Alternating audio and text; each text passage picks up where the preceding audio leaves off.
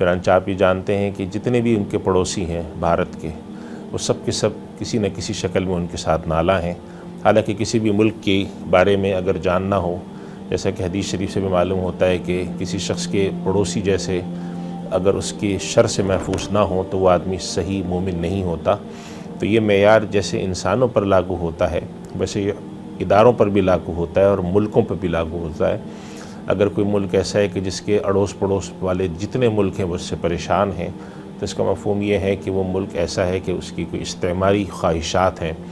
چنانچہ یہ اس طرح کی چیزیں مدتوں سے سننے میں آتی ہیں کہ پاکستان کے خلاف پیش قدمی کی جائے گی، پاکستان کے اندر خدا نخواستہ دہشت گردی ہوتی ہے اور پاکستان کو ہم سبق سکھائیں گے۔ حالانکہ ہمارے ملک کے اندر جو بے چینی اور بدامنی ہے،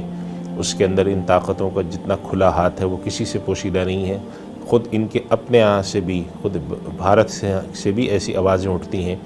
جس سے معلوم ہوتا ہے کہ وہ ہمارے ملک میں ہونے والی بہت ساری چیزوں کی پشت پناہی کرتے ہیں اور وہ چاہتے ہیں کہ ہمارے ملک میں بدامنی رہے۔ سوشل میڈیا پر سب سے قدیم اور سب سے ریلائبل برانڈ www.darsequran.com